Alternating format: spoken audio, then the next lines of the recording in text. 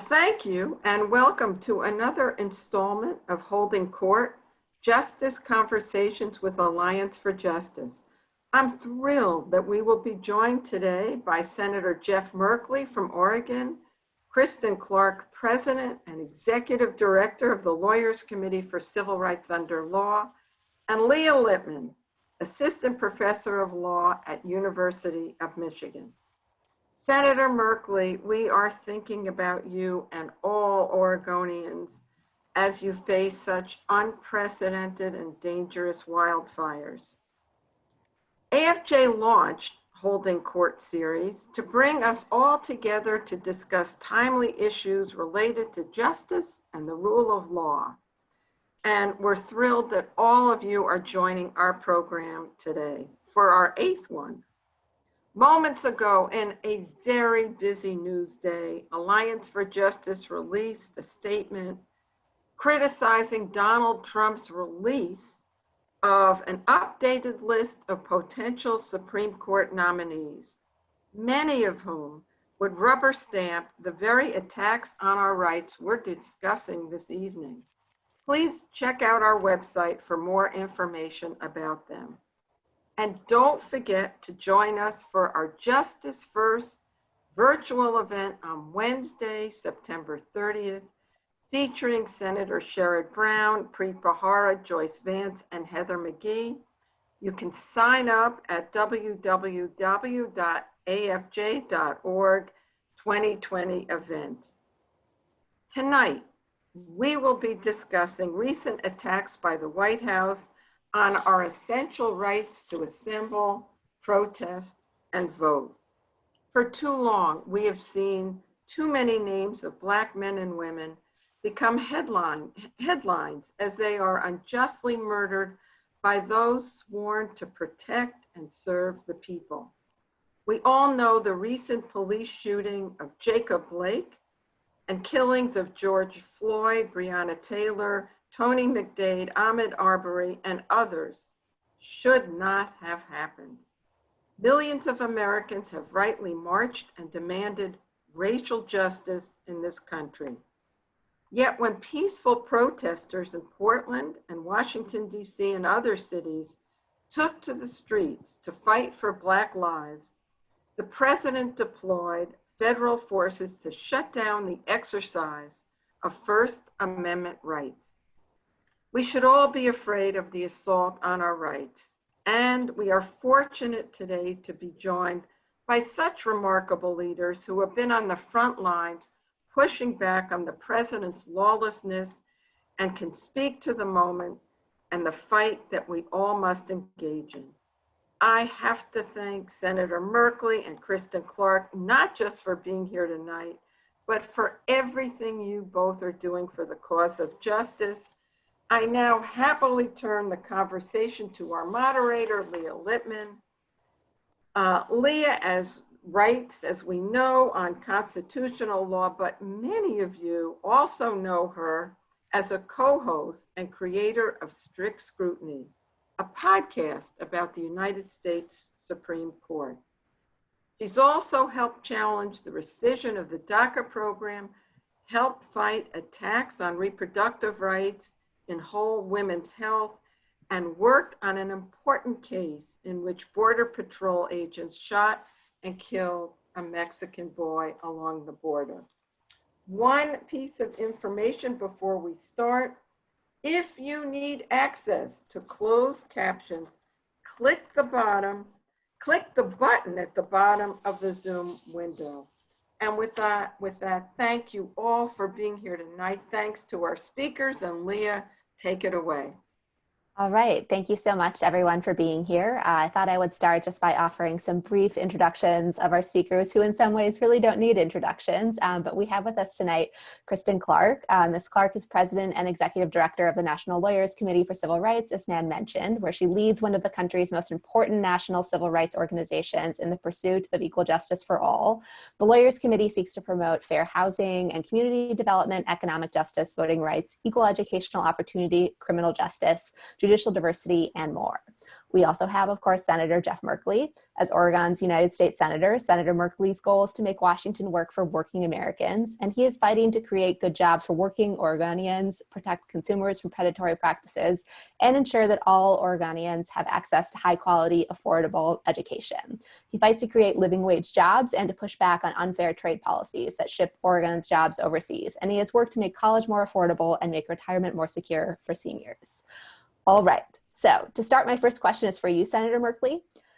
So this president and his administration have repeatedly demonstrated their disdain for the rule of law and important constitutional rights. You have long fought to strengthen civil liberties in this country, and you have been particularly outspoken since the events in Portland. Can you lay the legal landscape for us on this issue of constitutional rights and how recent events have motivated you to write to Attorney General Barr and Acting Secretary of Homeland Security, Chad Wolf, regarding the authoritarian tactics employed in the streets of Portland?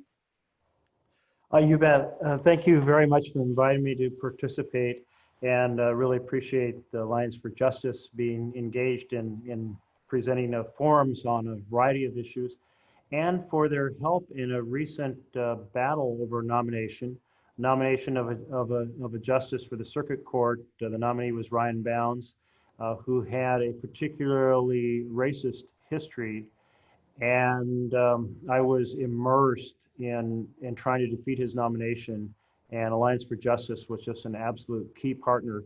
And in one of those rare moments, I found partners across the aisle who finally were willing to look at his record and then come out against his nomination and defeat it. So thank you to Alliance for Justice for all you do, and in particular for your help in that battle. So if we look at what was happening in Portland, like all across the nation, people were like, this is a time to take on systemic racism. We can't believe one massive, unjust, horrific act after another. And so let's really push for change now. And so significant demonstrations. We had a small group of white supremacists and a small group of Antifa that like to do battles in the streets and be destructive. And that group shrunk as the community applied every effort to control that, and it was pretty much died down to minimal level by July 4th. But then the president got this idea that maybe he could incite violence across America and turn it into a campaign issue. So he sent teams to Oregon, and those teams came from the Department of Homeland Security, from the U.S. Marshals, and from Customs and Border Protection. And what he had them do was essentially disguise themselves in camouflage, which made them look like the white supremacists who come to the streets of downtown in camouflage. They didn't have unique identifiers, so if they were abusive, you couldn't say, well, an individual who has this number on his or her uniform did something terrible. And they didn't even have any clear agency identification, so you didn't know where they were from. They did have a little badge that said police. Well, police implies they were like Portland police, which of course was not the case. And if it was meant to mislead or confuse people, it misled and confused people. And then he proceeded to have these forces come out of the federal building about 11 o'clock at night and launch an assault on thousands of peaceful protesters. And this is where things really, really got ugly. Because they would storm out of the federal building armed to the teeth. I mean, just every type of weapon you can think of. They had pepper ball guns, they had rubber bullet guns, they had batons, they had pepper spray, they had flashbang grenades. I probably missed 3 or 4 others. And they would just start beating up people in the crowd. And then they'd disperse from this location, and they had unmarked vans to start grabbing people and throwing them into unmarked vans. I must say this, in a previous life, I traveled a fair amount in work, economic development interests in places where authoritarian governments operated like this. There's a protest, we are going to go out and we're going to beat the hell out of people, and we're going to throw them in unmarked vans and terrify them. And to see that replicated on the streets of Portland, these secret police, paramilitary style tactics, was really egregious and scary. I mean, we know the president admires these tactics when people like Duterte in the Philippines or Erdogan in Turkey or Putin in Russia engages in these tactics, but I never thought we would see him bring these tactics to the streets of America. And then he bragged about wanting to expand this operation to Baltimore, New York City, Detroit, Oakland. They named 6 or 7 places around the country where there are significant minority populations and Democratic mayors. And so I felt we had to do everything possible to direct American attention to this secret police strategy and discredit it so it could not hopefully be spread. Meanwhile, simultaneously with unleashing these forces, he was running campaign commercials, launching his new strategy, basically aimed at suburban America, to say, look how dangerous the streets of America are, I'll run for re-election and keep America safe. So it was, there was a very cynical element of a president using the government forces in a campaign strategy that continues really right up till now. So that's the background. It led to me introducing a bill, No Secret Police in America Act, that would ban a number of these practices. I'm kind of astonished they're not already banned. I would love to have had this debated as part of the Defense Authorization Act. I tried to get on the floor. Of course, Mitch McConnell blocked it. And that's kind of where we stand right now. So you mentioned your own efforts and attempts to get the Senate to exercise oversight about what the president is doing by introducing the Preventing Authoritarian Policing Tactics on American Street Act. In light of the fact that the president just announced today a new list of an additional 20 names to the Supreme Court, I would be remiss if I didn't note that one issue that comes up in the president deploying these federal officers to police the streets of Oregon while engaging in these authoritarian tactics is that his recent nominees to the Supreme Court just held last term that individuals whose constitutional rights are violated by federal officers actually can't sue those officers for damages. And so the combination of a Republican-controlled Senate who is unwilling to exercise oversight of the president's deploying federal officers to police Oregon and other localities, combined with the fact that the now Republican-controlled Supreme Court refuses to hold federal officials accountable for constitutional violations, has created this real dilemma where the streets of the United States start to look like the streets of the countries who the president has expressed admiration of that are led by dictators, as Senator Merkley was noting. Ms. Clarke, Senator Merkley mentioned how the president has started using footage about what is happening in Oregon and elsewhere in campaign memorabilia and campaign materials. And over their television screens, Americans saw egregious tactics employed by DOJ, not just in Oregon, but also in Washington, D.C., when the president unjustly attacked peaceful protesters by ordering essentially tear gas to disperse a crowd so he could obtain a photo op, again for campaign purposes. Did the Trump administration's actions in Washington, D.C., and Portland, as well as its threats to continue its actions elsewhere, violate the Constitution? Well, we're in court right now to figure that out. But before I jump into that, let me just thank Alliance for Justice for hosting this program. It's so timely in so many respects. Many thanks to Nan Aaron for her leadership and work to always press for accountability when it comes to filling vacancies on the court. And many thanks to Senator Merkley for being a leader and a champion on issues that are so central to the work that we do at the Lawyers Committee. So June 1st, 2020, you set the stage, Leah. There are peaceful demonstrators who have gathered on the heels of this tragedy, the shooting of George Floyd and the shootings of Breonna Taylor and Ahmaud Arbery. And you have a group of Americans who are gathered to speak out against racial violence and the police violence that are gripping the country and ripping us apart.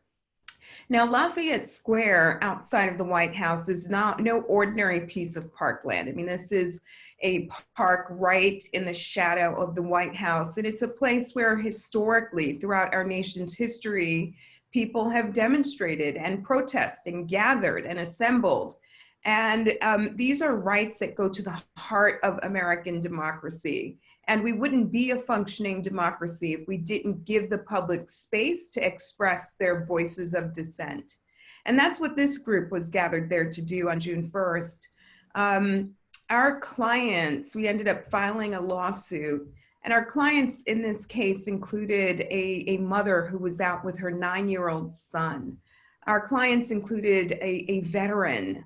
Our clients included religious leaders and members of Black Lives Matter of DC. And without provocation or without warning, Attorney General Barr and President Trump and other senior members of the administration descend from the White House, as you note, on their quest for a photo op in front of St. John's Historic Church. And in order to secure that photo op, they ordered federal police, we're talking about the Secret Service, Park Police, the National Guard, to fire tear gas on this crowd, pepper spray canisters, rubber bullets, flash bombs. Many of them were in riot gear and used their batons and assaulted these individuals. Many of our clients are fearful of protesting today because of the gruesome assault that was carried out. We believe that this conduct indeed violates the Constitution. It violates the First Amendment, which protects the right to peacefully assemble and the right to free speech. And it also violates the Fourth Amendment to the extent that that force was unreasonable and constituted an unreasonable seizure. So we are in federal court, in DC District Court, and we are fighting to hold this administration accountable. What's remarkable is thinking about where we are in 2020 and reflecting on our nation's past. In 1965, you had peaceful demonstrators, including the late John Lewis, marching across the Edmund Pettus Bridge, similarly using their voice and their right to assemble to push for justice, to push for the right to vote. And on that bridge, they were met with the brutal hand of state troopers who viciously assaulted them. So here we are decades later, still dealing with assaults on protesters, except this time the assault is not carried out by local law enforcement or state troopers, but literally being carried out by our administration, by our federal government. In many respects, this is such unprecedented activity that we're seeing across the country right now. And for anyone who cares about democracy, you should care deeply about some of these attacks that we see being waged by our federal government. So how can we prevent, Ms. Clarke, future abuses of power when we see the president and his administration so directly attacking some of our most essential rights, obviously above and beyond the work that your organization is doing to try and hold them accountable in court?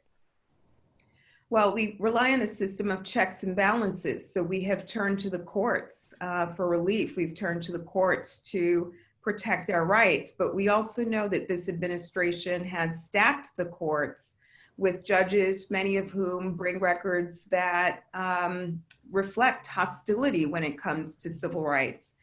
Many of whom bring records that suggest they don't have the capacity to independently and fairly assess facts. So I think that this is a moment where we really do have to kind of question where we are as a democracy, really question the strengths of our checks and balances, because they've been tested in so many ways over the course of the past 3.5 years. You mentioned the president stacking the federal judiciary. In fact, just today, Zoe Tillman of BuzzFeed News released a report that showed that President Trump's appointees to the federal courts actually side with police officers in qualified immunity cases when they are sued more often than other Republican appointees. So the judges that this administration is appointing are even more hostile to constitutional rights against policing than the appointees of other administrations have been. Now, we've talked about how the federal government has been deploying federal officers, and one office that the president has made use of is the Department of Homeland Security.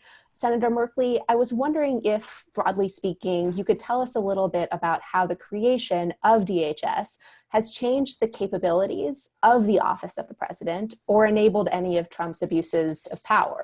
Just today, we saw CNN report that a DHS whistleblower indicated that the president asked DHS to manipulate data to conform to his political agenda, to minimize the threat from white nationalists, and to alter by falsely expanding the threat posed by immigration. So is there some way to check whatever increases in the president's power have come from DHS? So I wasn't here in the Senate when DHS was created, but there was a fear at the time that Homeland Security could become kind of a way of using power against the Homeland constituents. And I think it was largely dismissed like, well, that would never happen. Our institutions, our culture is strong enough. We have these checks and balances. And Kristen mentioned the one piece of the checks and balances being eroded. It's come up multiple times in the erosion of the integrity of the courts. But let's also think about the fact that the president has undermined the role of whistleblowers. He has proceeded to undermine the role of inspector generals. Inspector generals, he's fired 5 of them. He exercises real intimidating force on, we do not want you reporting on what's really going on inside our agencies.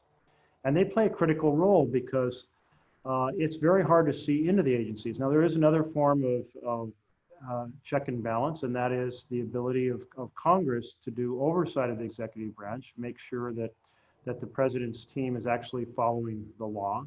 But that requires documents and that requires testimony.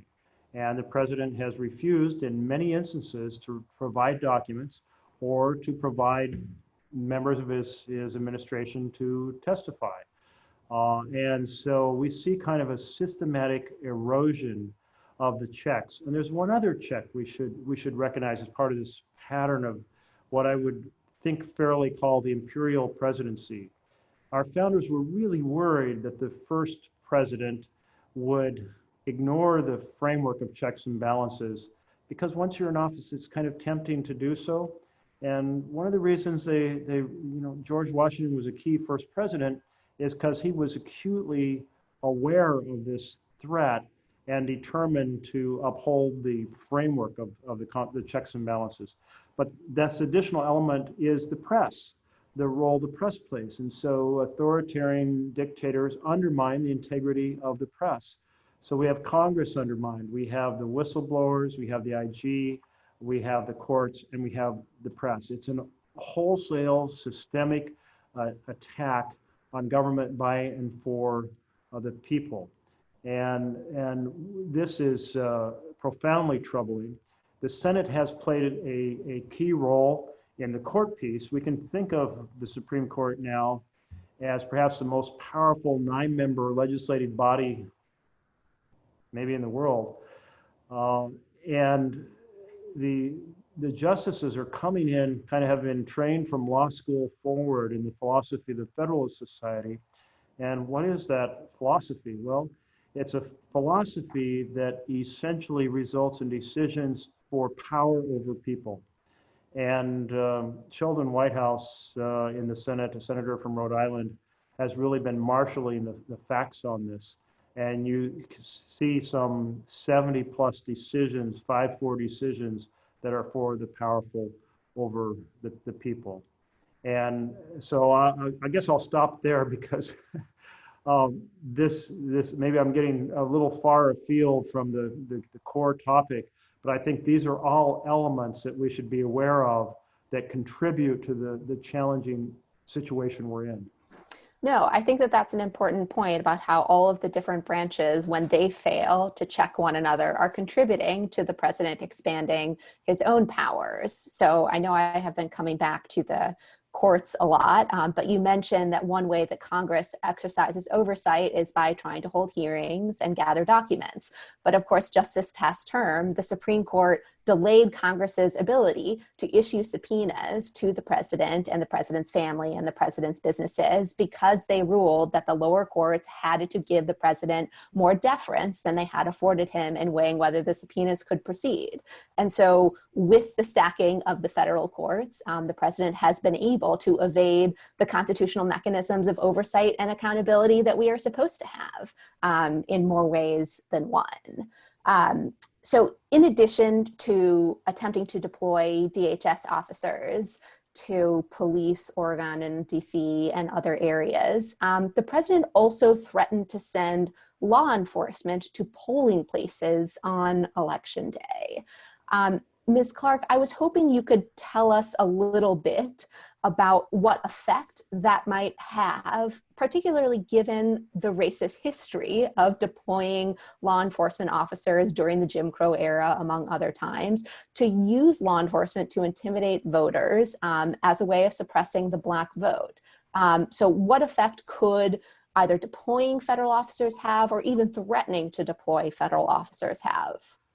Yeah, an incredibly important question, but if I could just button up the point that you were just making about the role that Congress plays in the courts, I'd love to just share a story about a partnership with Senator Merkley, where we tried to literally shine a light on this, and that is the way that the Senate goes about handling its role to provide advice and consent on judicial nominees.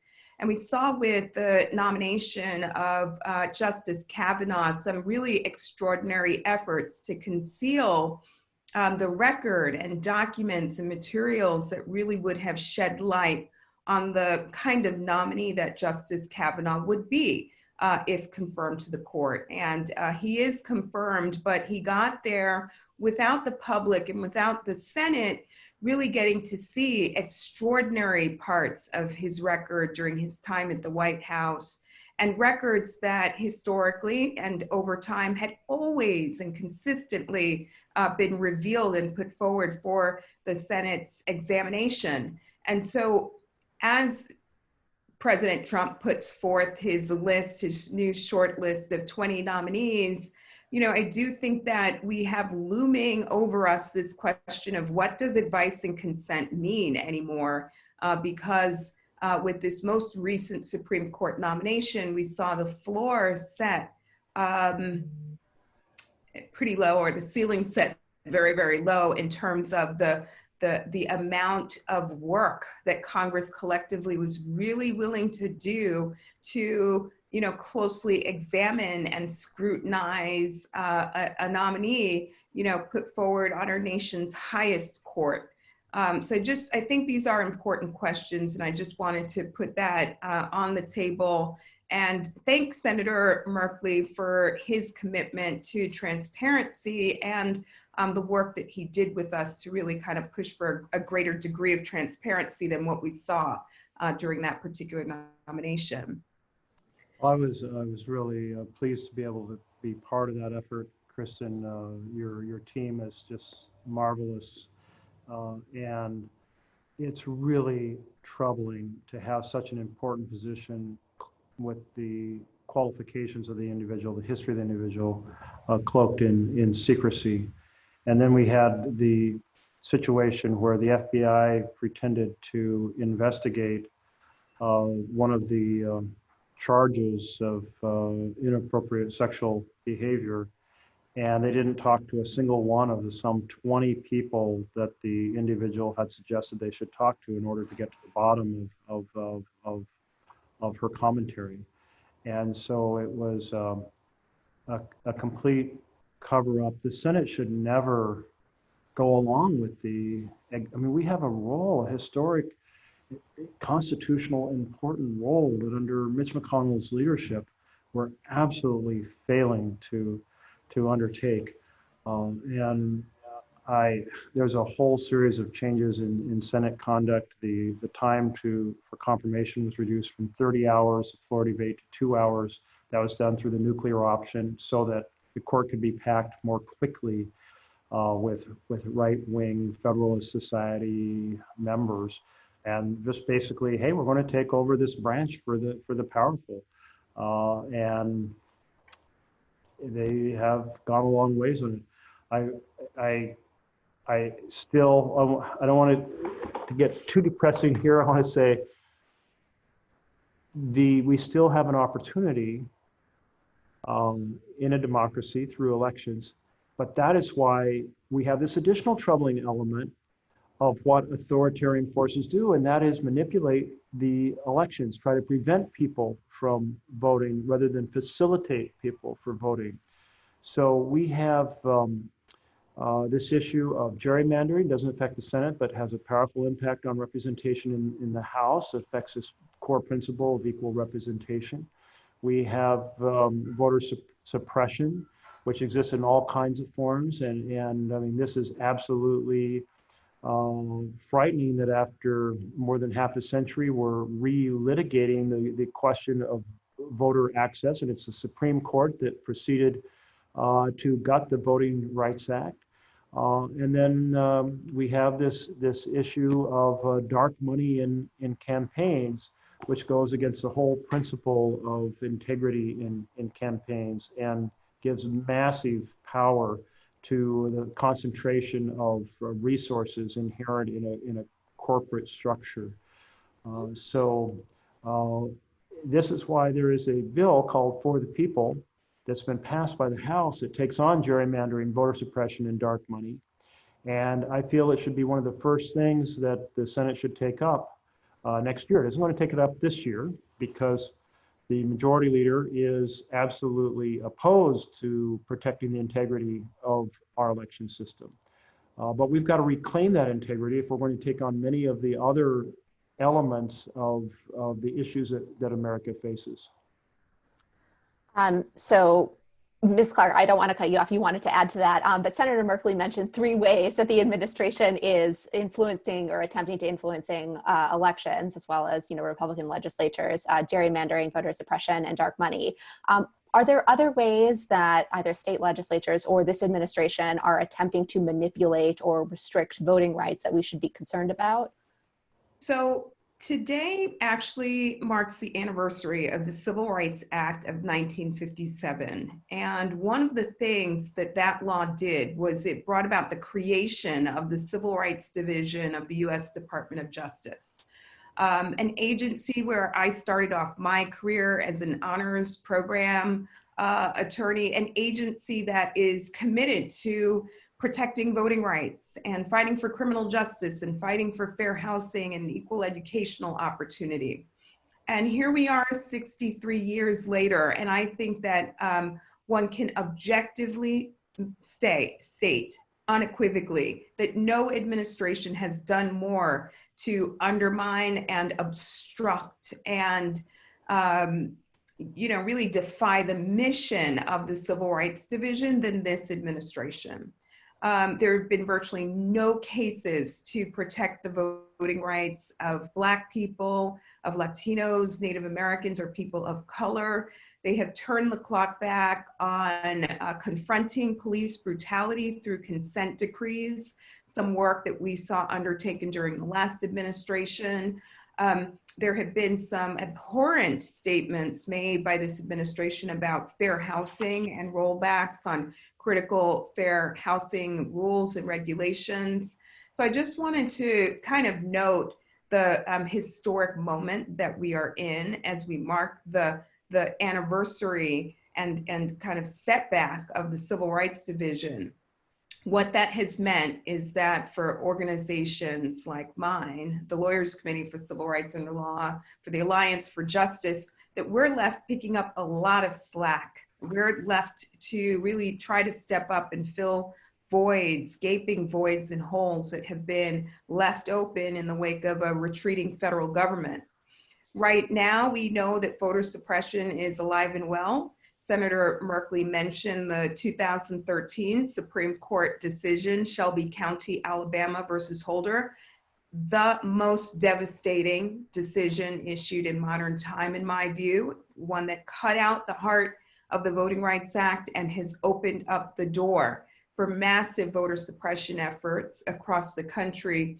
And we've only seen those voter suppression efforts intensify in the wake of the pandemic, as election officials have tried to turn a blind eye in many states to the very real barriers that people are facing in the wake of this raging, deadly pandemic that has taken now close to 190,000 lives, a disproportionate number of them being the lives of Black folks and Latinos and the elderly, who have proven particularly vulnerable. And right now we're in the courts. We're fighting to beat back the discriminatory and unconstitutional barriers to the franchise that people face this season. And to me, this work is so incredibly important given the moment that we are in. We are at an inflection point in our country where people are really trying to confront racial violence and police violence in a new way, in a bold way, in a way that really might bring about transformation that has long been overdue. And really, there are two avenues to doing that. There's the right to protest, which we have talked about as being under siege and under attack in some places. And then there's the right to vote as a way to hold officials accountable when they're failing us when it comes to confronting racial and police violence. So it's a season where we have so much work to do because rights that really shape and define and animate our democracy are in a very fragile status. I just wanted to give. I just jump in for a second. Of course. You made the point about the president threatening to deploy federal forces to polling places, which is a huge strategy of intimidation to discourage people from turning out. Who would have imagined that strategy being used in the year 2020?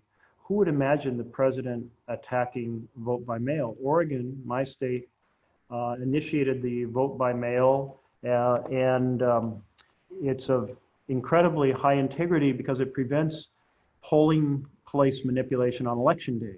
You can easily discourage the vote by having machines that don't work in a polling place, by decreasing the number of workers in a polling place, by decreasing the number of polling places in a particular part of a city, of changing the location from where it's traditionally been. There's just all changing the hours. There's all kinds of ways you can manipulate.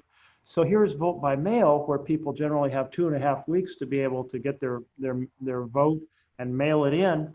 It stops many of these manipulation strategies. So you have this high integrity strategy in which signatures are verified to make sure the individual is the right person who has their signature on record. It has a track record where any form of fraud is incredibly rare. Occasionally you have somebody who votes in one state on an early primary, moves to another state and then votes in that state, which is not legal, but they've lived in 2 different states at 2 different times and they make a mistake.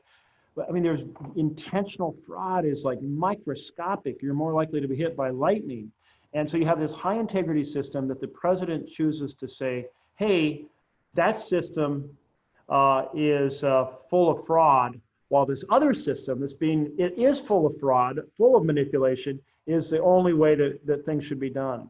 And so those are really kind of significant efforts of manipulation. And then this attack on the Postal Service. It kind of has 2 elements.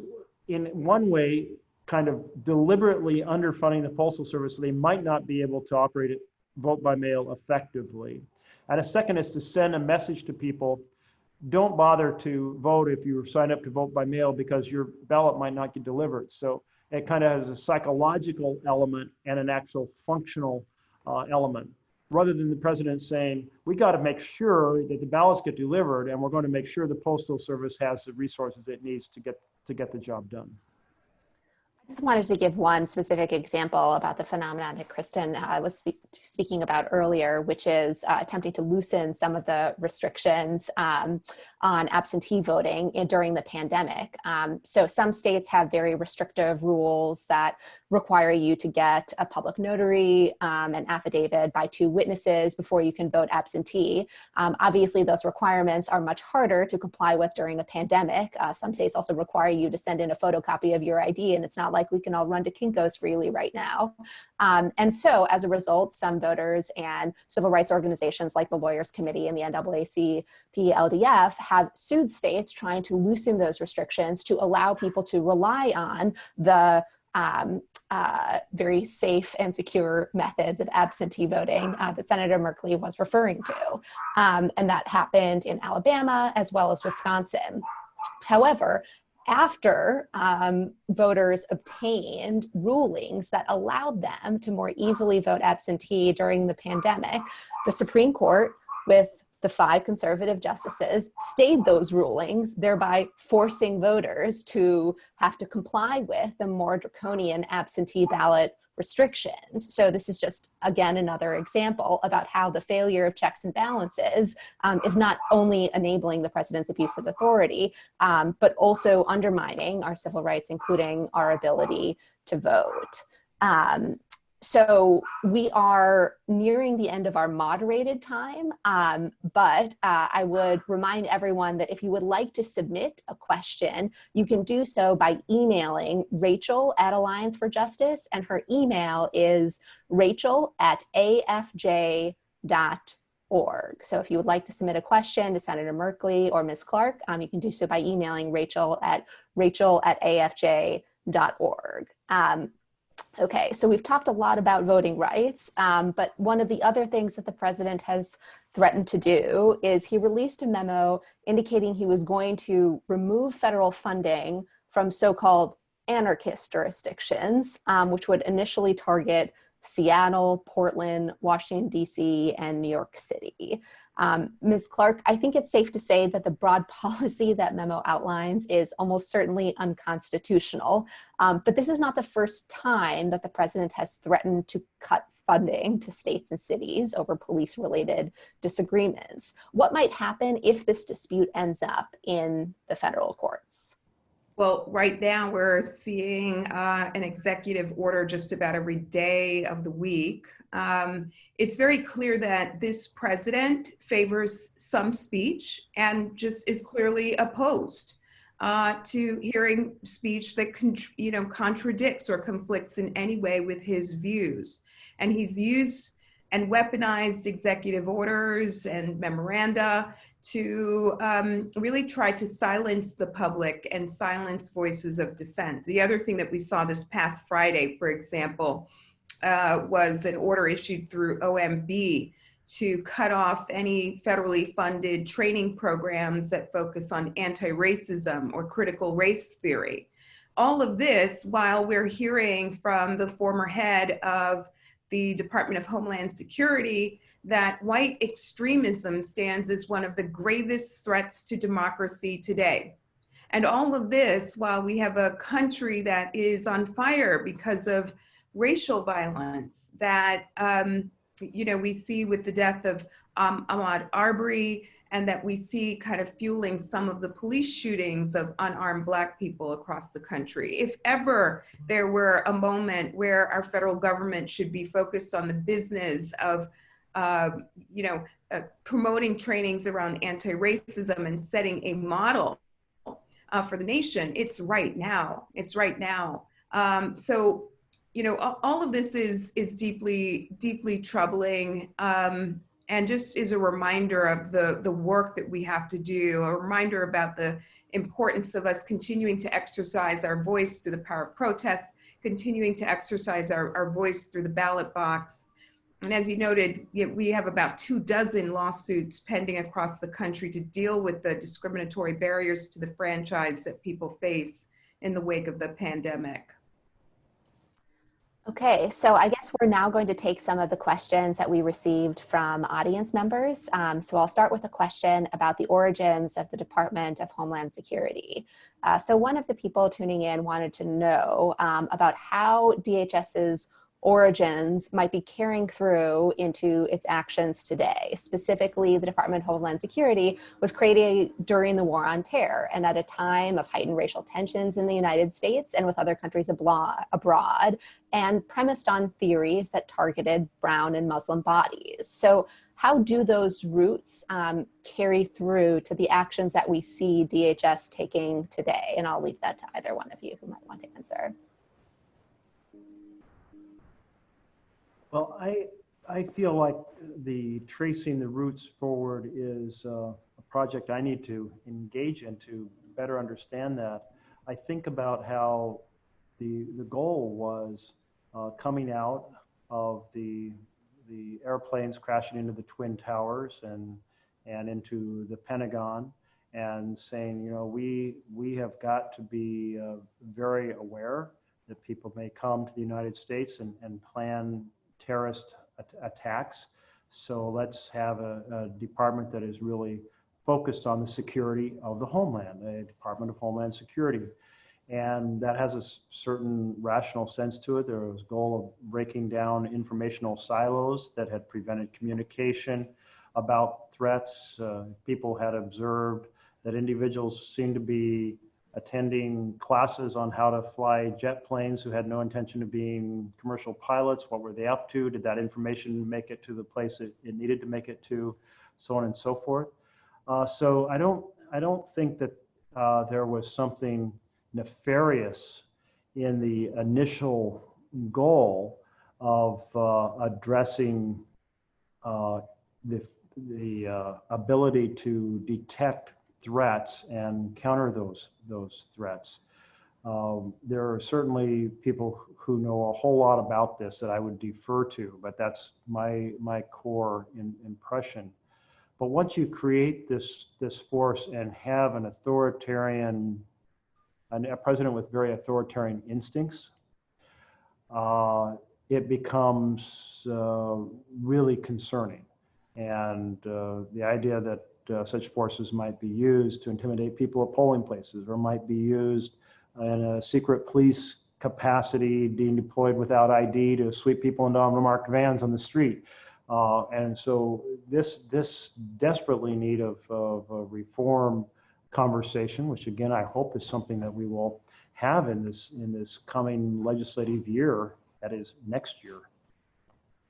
Okay, so the next question I have is from an audience member who says that they are growing more concerned about the way that the president has emboldened right-wing radicals, like we saw in Charlottesville in 2017, in the rally that resulted in Heather Heyer's murder, and more recently in Kenosha just last month. And this person wants to know what can be done to kind of counteract the legitimation of what the Southern Poverty Law Center has labeled hate groups. So what can we do in response to the president's legitimation of those forces? So about 2 weeks ago, I stood on the steps of the Lincoln Memorial for a commemorative March on Washington, a moment where we were marking the March on Washington from 1963, and it was quite remarkable.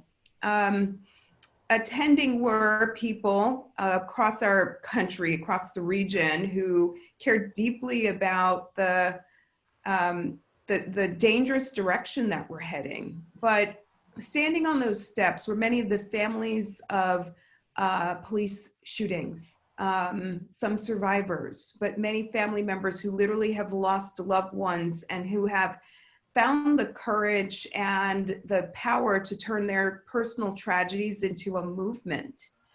No doubt, President Trump has fanned the flames of hatred in our country, and it feels like we're on a very dark path.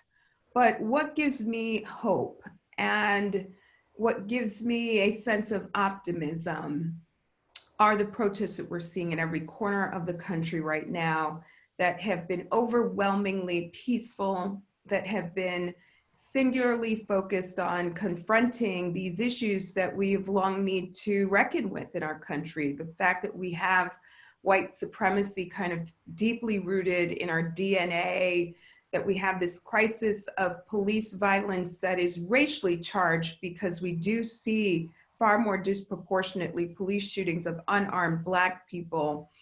I am very hopeful that it will be the power of the people that gets our country back on track. I am not very hopeful that we will see a solution that comes forth from this particular White House. It will be the people continuing to speak out and the people exercising the power of their voice at the ballot box this season. So in this dialogue about systemic racism, I encounter folks who say, what do you mean about systemic racism? And I think about a situation where after in the 1980s, I'd worked for Congress, and then I rebuilt a house. So I was a carpenter for several years.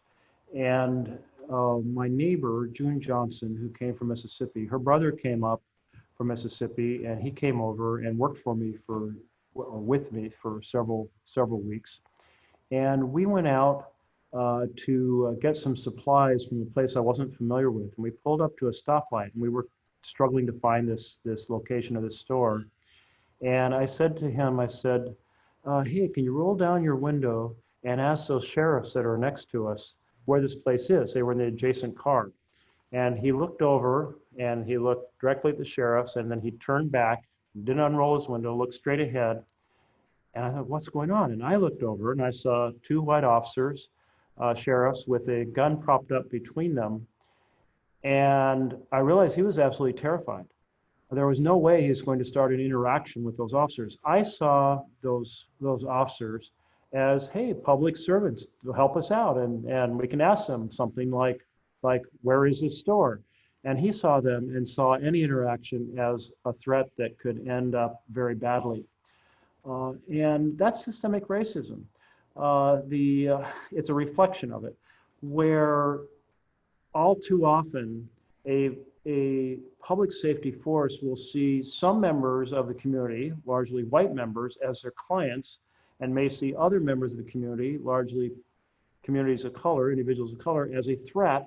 And so if they see 3 Black teenagers doing something, running towards the front door, and 3 white teenagers running towards the front door, they have different assumptions. Oh, those 3 Black teenagers, are they running to this house because they're going to do something nefarious? Oh, these 3 white teenagers are having fun. That's systemic racism, the treating individuals differently based on the color of their skin.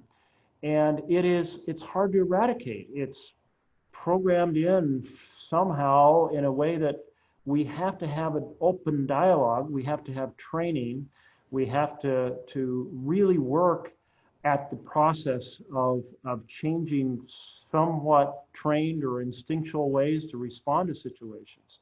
And we need to change a number of our basically rules. And this is where the Justice and Policing Bill is so important, that hasn't gotten to the floor of the Senate. But it takes on issues. One of the things that I had championed was a database, so that when I found out police officers who had engaged in criminal or egregious prejudicial acts were getting fired or resigning before getting fired and going down the road and getting hired by the next department that didn't know about their conduct. Well, that's not acceptable. Let's change that. Let's change the rules over carotid artery holds or choke holds.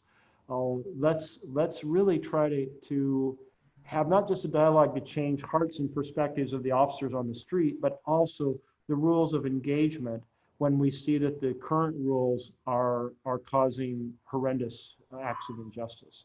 So there's a lot of work for us to do as a society to take this on. Okay, maybe one final question before we get to our closing remarks. And I think this one is for Senator Merkley in particular. And this audience member noted that this time has kind of witnessed a resurgence of state leaders. So the coronavirus forced states to step up and push Congress for more relief. And now that we have other crises on our streets, fighting for Black lives, you also see various state and local leaders participating in that movement. And so the audience member wanted to know how you were collaborating with different levels of government to ensure the protection and health of your constituents. So I think our local leaders have helped fill a vacuum that is created by a dysfunctional Senate. And I should note that the majority leader takes pride in the Senate doing nothing. He likes to talk about he's comfortable with the Senate being the graveyard of policies produced by the House to try to address issues that Americans face in every dimension: healthcare, housing, education, infrastructure, living wage jobs, equality of opportunity, taking on climate, almost anything. And instead the Senate's become a place to manufacture far right-wing court appointees in this takeover of the judicial branch. And one of the things that Mitch McConnell did is he lowered that 30 hours of deliberation on a judge to 2 hours so they could stack 4 right-wing appointments into a single day. And so in the absence of the federal government doing its job and the Senate doing its job as a partner with the House, the state legislatures and state officials have had to step up. And so I'm in constant dialogue with them about the issues we face and things we're fighting for in the Senate. And sometimes we can deliver. Maybe it's a disaster declaration, like trying to get one right now because of these horrific fires in Oregon. Or sometimes it's appropriations that we think we can get done in the context of the fact that the federal government has to be funded. So there's an opportunity there. So we do get some things accomplished. But I must say I'm deeply disturbed by the deeply dysfunctional, broken Senate. And I can't drop this opportunity, and so I'll use it to note it, that the big issues that my Republican colleagues are oriented towards, which are tax cuts for the wealthy and packing the court, are simple majority votes in the Senate because of the rule changes and reinterpretation of rules that the Republicans have adopted when they're in charge. While good policy on healthcare, housing, education, living wage jobs, infrastructure, equality, and climate require a supermajority. So government buy-in for the people requires a supermajority. Government buy-in for the powerful requires the reverse: a supermajority for the people barrier and a simple majority test for the powerful. Shouldn't it be the other way around in our country? So it's just a way of saying the Senate is completely rigged, and we have to unrig it if we're going to address so many issues. And that's going to require a change of leadership, and it's going to require a lot of determination by a different majority to level the playing field and return to the vision our country was founded on, as Lincoln expressed it, of by and for the people. All right, so I guess I would just ask both of you what final words you would leave our audience members with, and what's the one thing you would want them to take away from this conversation? I very much enjoyed this conversation, and I think, there are a few pillars of democracy that I just want to lift up as we close out. One, again, the power of protest, and we've got to be vigilant in protecting that. 2 is safeguarding the right to vote, and I encourage people to make a plan and to really not look at this year as November 3rd being election day, but really look at this as an election season, where you undertake work right now to figure out, are you going to vote absentee or early vote or vote in person on election day? 3 is the census, which is also under attack by this administration. And we're in court fighting to roll back some of the things that President Trump is doing at the 11th hour to spoil the census, including cutting door knocking operations short by a month. We got a temporary restraining order over the weekend that requires that the census carry forth the count, but we need a full and fair count of the population, not just to distribute federal funding, but to do what Senator Merkley is talking about, and that's to ensure fairer maps for our congressional seats on the House side. And if we don't have accurate data, then we won't have the building blocks that we're gonna need to do redistricting work, which is the big democracy work that awaits us on the other side of this election. So thanks so much for the opportunity to be a part of this discussion. And Kristen, thank you so much for the Lawyers Committee and all these different issues you're engaged in. I hope there's a number of young lawyers out there or about to be graduates of law schools are going, that's the kind of work I want to do, because if we get the fundamentals right for the structure of our government, a lot of good work will flow from that on all kinds of other issues. And clearly we are way off track.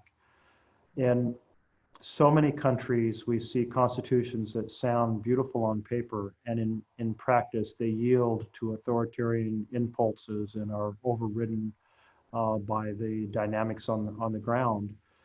And I think we've all assumed that with our 2 centuries plus of experience, that we were in a position where we wouldn't see our Constitution run over by a president, by facts on the grounds, by authoritarian impulses, an Imperial Presidency, and a deliberate effort to destroy the checks and balances. And yet it's happening right before our eyes. And so I encourage everyone to use your connections, to use your talents to help us save this vision that is in so much trouble right now, with 3 branches of government exercising checks and balances on each other to deliver a government that can respond to the needs of the nation. It's a beautiful vision. It's worked very well at times, and this is one of the most dark and dangerous periods it's faced. And so let's save it. And Leah, thank you so much, and the Alliance for Justice so much for sponsoring this conversation and a number of other relevant conversations as we go through this period. Delighted to be a part of it and to have this conversation with both of you. And thank you everyone for joining.